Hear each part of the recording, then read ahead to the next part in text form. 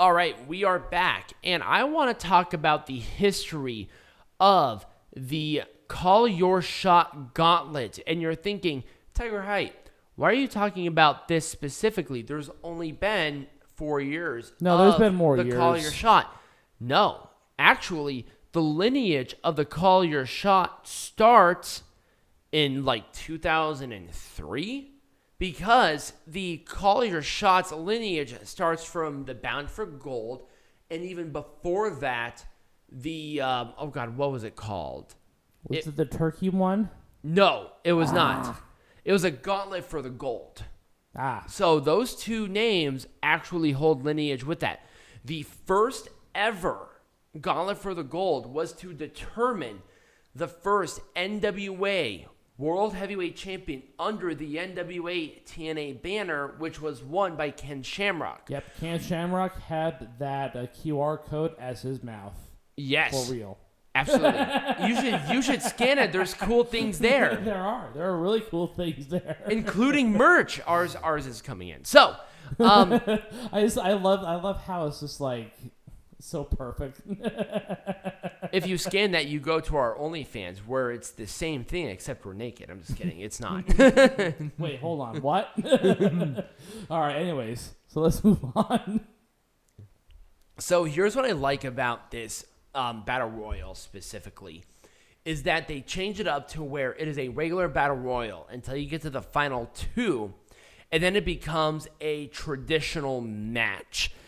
And that's kind of what makes it different from other Battle Royal matches, is that there is an over top, and then it becomes a one-on-one singles match at the very end. That's been consistent, I believe. Yep, that has been consistent throughout its years of that, including this match when Ken Shamrock won the first NWA World Champion under the TNA banner. So, obviously, there was that one. Now, there was a tag team one a couple of years after, which was won by America's Most Wanted. What year was this? This was in 2005. Now, this was not for the inaugural NWA World Champion under the TNA banner, but because AJ Styles and Jerry Lynn, who were the first champions, they were in a rivalry, they vacated the titles. Oh. So this was to determine the second official champions. By the way, just on a hindsight, AJ Styles at the time that he won those tag team champions was the X Division champion, so he was the first dual champion in TNA history. But yeah, the Americans Most Wanted won those championships. Now, what is unique to this tag team one is that not both members could be in the match at the same time, but if one was eliminated, the other one did not have to leave.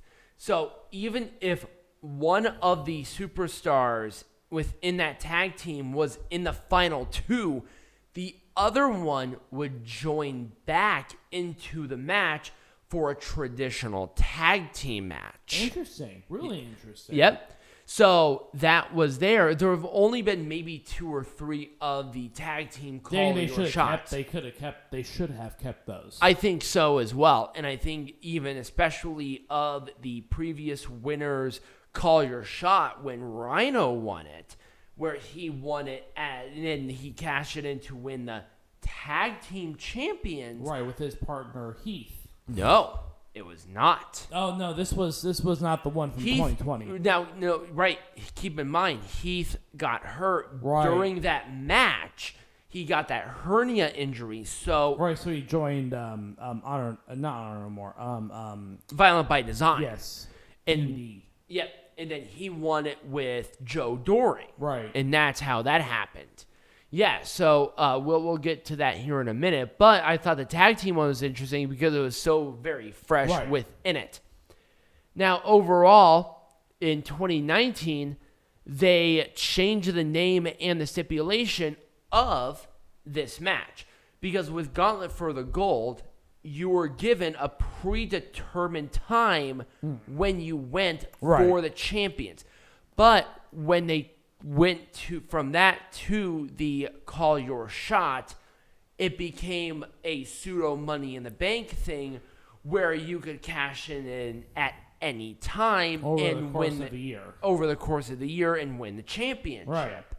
That was the first one was in 2019 is when the first one was that. Yeah, no, there have been 4 years, including this year, that the Call Your Shot existed. Right. Isn't that weird that 2019 was fucking 4 goddamn years ago? That was in the before times. It was. Mm-hmm. Now, there have been a couple of different winners. So, within the span of this, there have been 5 different stipulations based on that, and a bunch of them were a bunch of contenders. But let's go through the ones where championships were actually on the line, because there have been a couple of times where they have been on the line. The NWA/TNA World Heavyweight Champion one, like we have previously indicated, if I can get my shit together, right here, this has been on the line 4 times in this match. Was the NWA/TNA Impact World Champion. Or the NWA World Heavyweight Champion. Yes, you know what I mean. Yeah. On that. Like those particular titles within the mainline lineage of Impact. It was the NWA World Heavyweight Champion. Right. Was this before 07? Yeah, no. It was 4 times within the lineage of the mainstream male champion within the company's life. It was either the NWA World Champion, or the TNA World Heavyweight Champion, or the Impact World Heavyweight Champion. There has never been a time when the Impact World Champion was on the line in this. Okay. The Impact Global Champion was the last time that champion was on the line in a Call Your Shot / Gauntlet for the Gold. The Global Champion. Yep. Now, the TNA World Heavyweight Champions, like we previously stated, was the only time that title was on the line in this Gauntlet match. There's been no other times. There have been a bunch of times where a number 1 contenders match happened, but never for the title. And so to this day, never has. Okay. The X Division champion was only defended once, and that was won by Petey Williams back in 2007.